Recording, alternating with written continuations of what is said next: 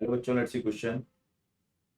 The figure shows four pairs of polarizing sheets seen face on, each pair mounted in the path of initially unpolarized light. The polarizing direction of each sheet is referenced to the either of the horizontal axis or vertical. Rank the pairs according to the friction of the initial intensity that they pass greatest first. तो बच्चों की concept क्या हो गया यहाँ पर?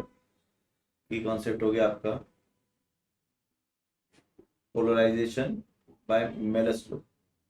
Polarisation by Malus law.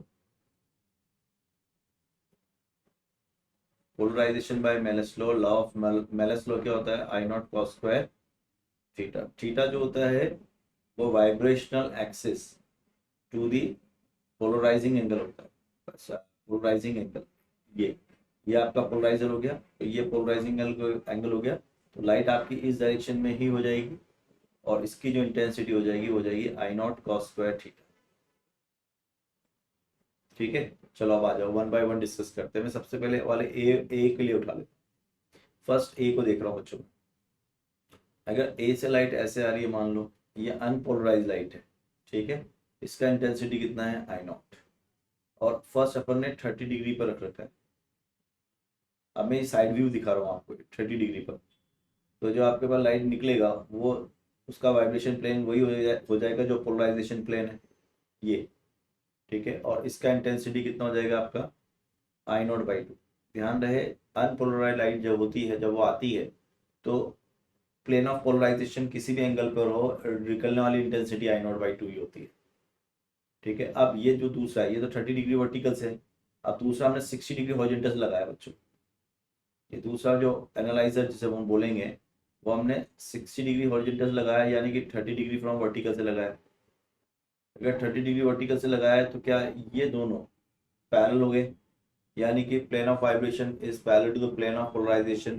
तो intensity पूरी बाहर निकल जाएगी आई नॉट बाई टू.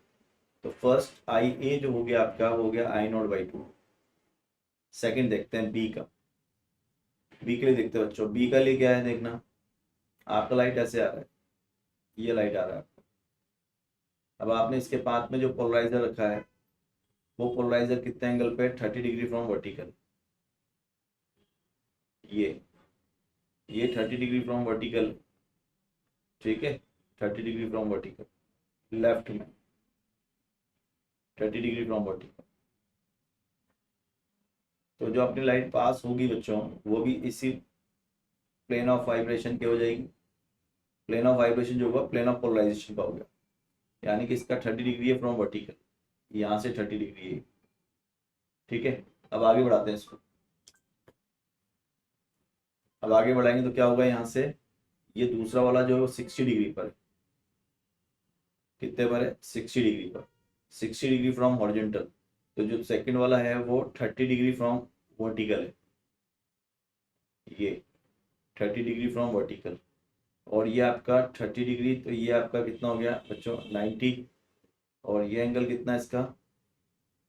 ये 30 डिग्री है और वो 90 डिग्री है.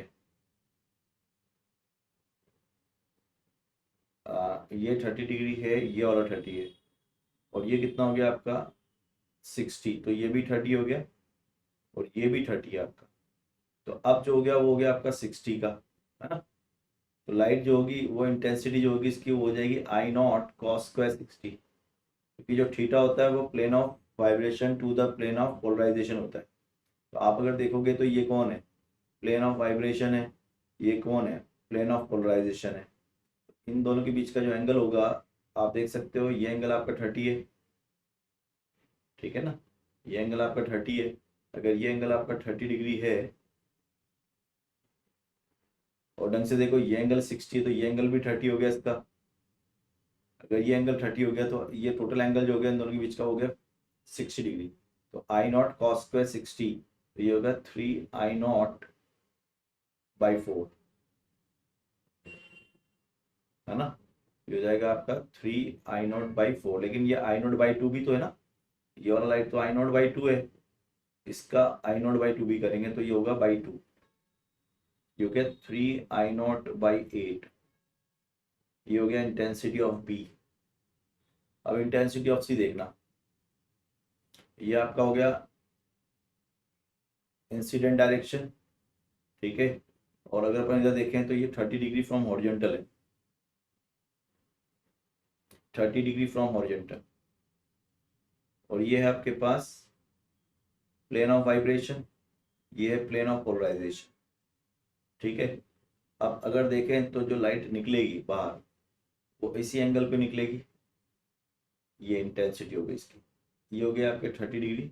अब ये बन गया प्लेन ऑफ वाइब्रेशन और इसकी इंटेंसिटी हो गई I0/2। मैंने बोला था intensity of unpolarise light converted in polarise light always remain I0/2 whatever the angle of polarization. अब दूसरा एंगल कितने पर है, ये तो 30 पर, दूसरा है आपका 60 फ्रॉम हॉरिजॉन्टल, दूसरा है बच्चों 60 from horizontal, that is 60 from horizontal. तो ये कितना हो गया 90 डिग्री क्रॉस हो गया, क्रॉस हो गया तो इंटेंसिटी जो हो जाएगी ये आपका प्लेन ऑफ पोलराइजेशन हो गया, इंटेंसिटी हो जाएगी I0/2 cos स्क्वायर 90, तो जीरो हो जाएगी इंटेंसिटी। लास्ट वाला देख लो, लास्ट वाला 30 डिग्री फ्रॉम एक्स एक्सिस है और 60 डिग्री फ्रॉम एक्स एक्सिस है। तो ये हो गया, अब आपका लाइट इस तरह से आ रहा है, ये 30 डिग्री फ्रॉम एक्स एक्सिस है। अब मान लो आपका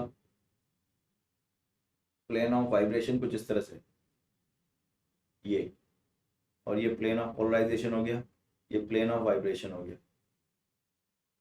या तो इन दोनों के बीच का एंगल आपका 150 डिग्री होगा, या फिर इसको आप 30 डिग्री भी ले सकते हो, कोई फर्क नहीं पड़ेगा, ठीक है। तो अगर अपन देखें यहाँ से I0 cos स्क्वायर थीटा, तो ये तो हो जाएगा I0/2, ठीक है, क्योंकि मैंने बोला आपको कि एंगल पे डिपेंड नहीं करेगा अनपोलराइज के लिए।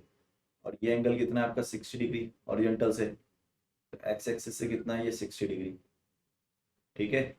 ये 60 डिग्री है और ये आपका 30 डिग्री है, तो इसको अपन ऐसे बना लें, ये ठीक है क्या। तो ये 30 डिग्री, ये 60 डिग्री नहीं लेना ऑलरेडी बनाया था हमने, इसको अपन दोबारा बनाते हैं एक मिनट। इसको अपन ऐसे बनाते हैं, देखिए सब,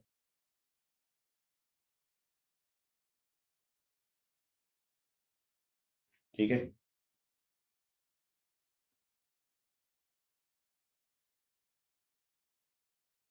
ये हो गया 60 डिग्री पे प्लेन ऑफ पोलराइजेशन, और 30 डिग्री पे हो गया आपके पास वाइब्रेशन। थोड़ा छोटा बनाता हूँ, वाइब्रेशन बड़ा बना दिया। वाइब्रेशन कितने का है, I0/2 का है, ये हो गया, ठीक है, ये वाइब्रेशन हो गया। तो ये एंगल कितना हो गया 30 डिग्री, तो निकलने वाली जो वो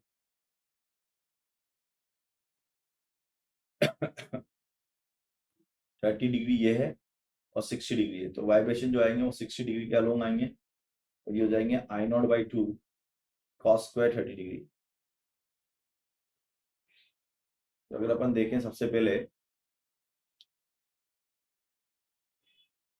ये आया था आपका, अगर अपन देखें सबसे पहले यहाँ पे कितना आया आपका I0/2, ठीक है ना, दिस इज I0/2 फर्स्ट के लिए।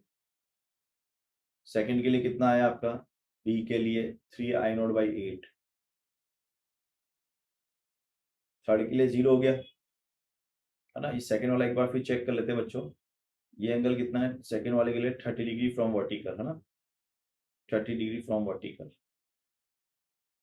और दूसरा जो हो गया वो हो गया 60 डिग्री फ्रॉम हॉरिजॉन्टल। तो बच्चों एक cos स्क्वायर 60 आया था यहाँ, एक cos स्क्वायर 60 था, तो आपने यहाँ गलत कर दिया था, है ना। cos स्क्वायर 60 है तो 1/√3 नहीं आएगा, I0/8 आएगा, ये सही है, क्योंकि cos 60 1/2 होता है। अभी ठीक है।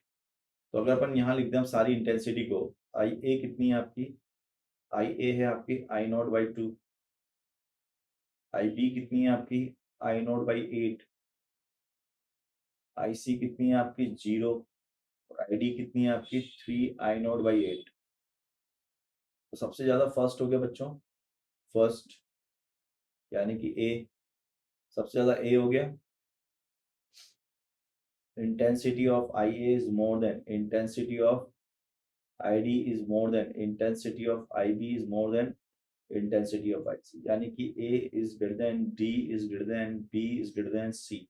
This is your final answer. I hope you understood it. Best of luck.